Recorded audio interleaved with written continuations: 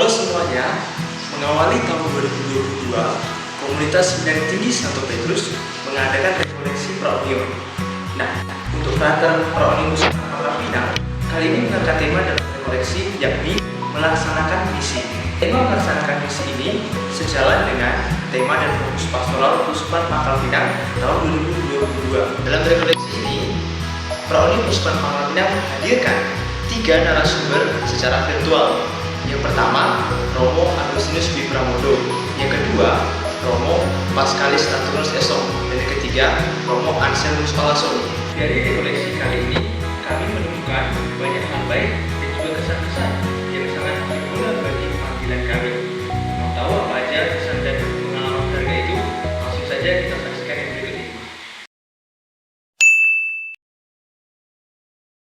Perasaan saya selama mengikuti rekoleksi tahun ini cukup bahagia karena suasananya cukup unik begitulah, santai dan juga materinya juga mendalam begitulah, meskipun dibawa dalam suasana santai. Yaitu materi pertama diberikan oleh Romo Pramodo, di mana Romo Pramodo ini bertugas dalam melakukan dialog kepada agama-agama tetangga, agama Islam terutama. Di sini perasaan saya cukup kagum ya, karena saya katakan cukup kagum bahwa ada seorang pastor Pangkal Pinang yang berani mengambil tugas seperti itu. Dan juga materi kedua yaitu diberikan oleh Romo Paskal. Misi ini atau perutusan ini saya cukup menantang begitulah, yaitu baik menantang keselamatan jiwa, tapi juga ini yaitu untuk merangkul semua orang, karena misi gereja kan untuk merangkul semua orang, berbagi cinta kasih yang nyata, terutama roh ini kan bekerja di imigran. Jadi misi roh ini juga dia bermisi untuk menyelamatkan orang gitu, untuk menyelamatkan jiwa-jiwa gitu. Dan disitu membuat saya cukup merasa bangga memiliki pastor seperti itu ya, pastor yang berani begitulah. Materi ketiga diberikan oleh Pastor Ansel gitu, di mana dia sebagai misionaris di Keuskupan Agung Palembang, di mana dia memberi apa yang terbaik dalam dirinya, dia terbaik dalam doa, terbaik dalam pelayanan. Itulah yang cukup saya ingat, itu yang membuat saya ternyata Pak menjadi seorang pastor itu harus baik begitulah, baik kepada umat agar kita dapat diterima begitulah, diterima, dan di situ kita dapat melakukan cinta kasih, dapat melakukan karya-karya yang membawa umat itu supaya makin mengenal Allah.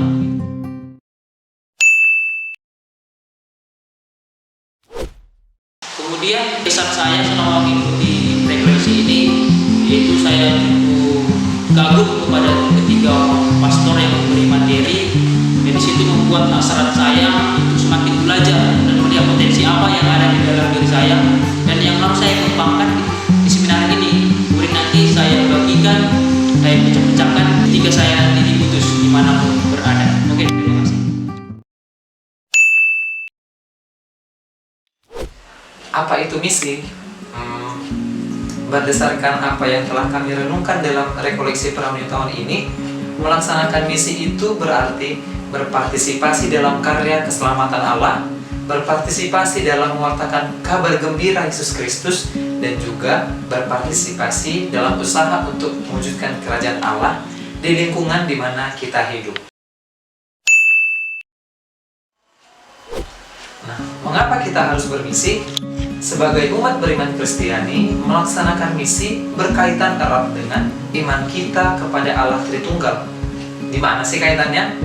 Kaitannya itu terletak pada diri Allah sendiri.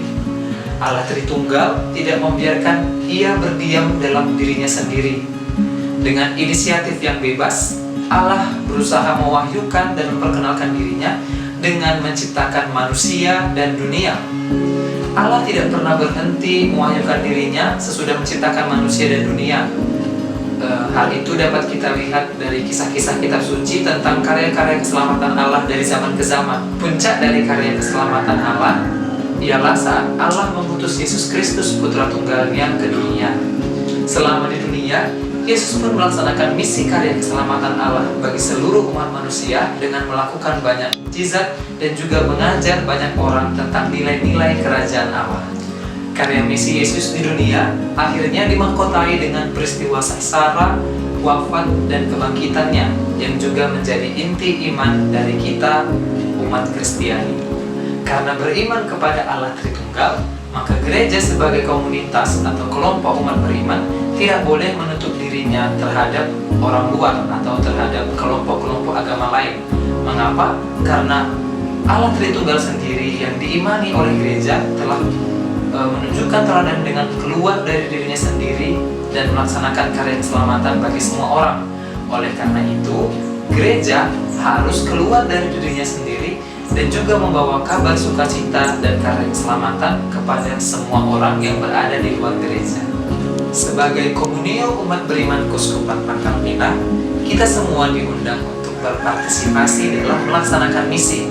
Secara khusus pada tahun 2022 ini, kita menyesuaikan misi dengan fokus pastoral dari keuskupan kita, yakni menjadi pribadi yang solider dan peduli.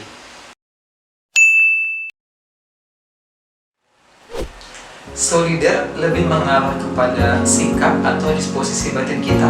Artinya, kita menempatkan diri menjadi sesama bagi orang lain. Arti lanjutan dari menjadi sesama ini secara sederhana mungkin dapat dikatakan bahwa kita turut bersukacita bersama saudara kita yang bersukacita, tetapi juga bisa bersedih bersama saudara kita yang juga yang sedang bersedih.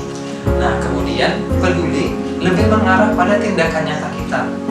Kita sebagai umat beriman yang ingin melaksanakan misi di Keuskupan Pangkal Pinang, kita menunjukkan kepedulian dengan memberi diri untuk menolong sesama kita yang membutuhkan, terutama mereka yang menderita.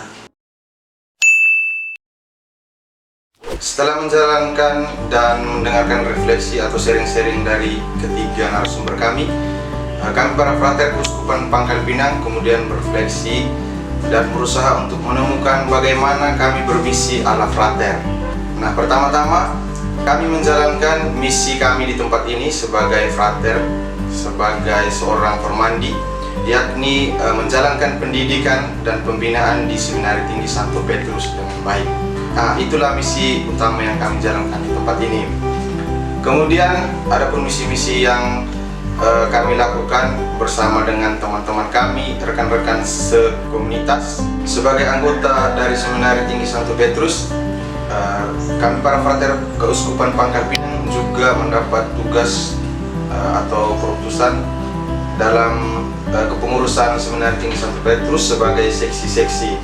Di antaranya misalnya seksi kebun, seksi ternak, kemudian seksi olahraga, dan seksi-seksi yang lainnya.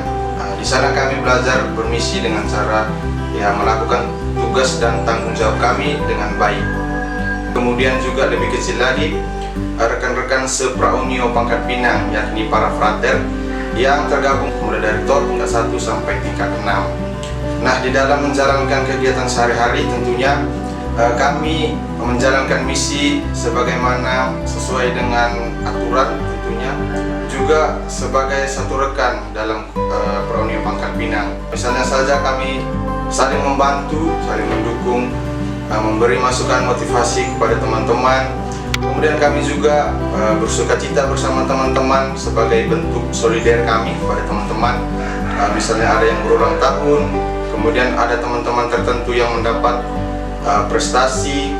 Kami di sana merayakan kebahagiaan bersama sebagai bentuk dukungan kami kepada teman-teman kami. Kemudian kalau ada teman kami yang mungkin mengalami kesusahan dalam belajar, kemudian kesusahan dalam mengikuti aturan-aturan yang ada, kami di sana hadir untuk meneguhkan, memberi masukan, atau hanya sekedar hadir dan mendengarkan mungkin cerita atau sharing dari teman kami yang mengalami kesusahan. Itu semua adalah contoh-contoh bagaimana kami membangun misi ke dalam. Kemudian kami juga para frater Praunio Pangkal Pinang berkomitmen untuk menjalankan misi keluar. Sebagai contoh misalnya kami membuat konten-konten berupa video-video atau lagu-lagu yang akan dipublikasikan melalui media sosial seperti YouTube, Facebook, Instagram, yang berisikan tentang katekese, kemudian ajaran-ajaran iman. Selain itu juga teman-teman kami, para frater tingkat 2, mereka melakukan misi dengan cara mengajar. Di sana mereka akan mengajarkan pelajaran agama Katolik. Kemudian di sana juga mereka akan memberikan rekoleksi apabila dibutuhkan atau diminta oleh sekolah-sekolah. Kemudian katekese. Sementara itu teman-teman kami dari tingkat 3 juga melakukan misi dengan cara kerasulan ke stasi-stasi di paroki-paroki yang terdekat di Keuskupan Agung Medan ini. Itulah mungkin contoh-contoh di mana kami berkomitmen untuk melakukan misi keluar. Itu tadi kesan, pelajaran, dan pengalaman berharga yang kami terima selama mengikuti regulasi Proaknium Pangkal Pinang tahun ini. Semoga semuanya itu dapat juga membantu, memotivasi, dan menyemangati teman-teman sekalian untuk melaksanakan misi dalam kehidupan sehari-hari. Sekian dari kami, terima kasih. Salam misi Frater Yesusan Pangkal Pinang.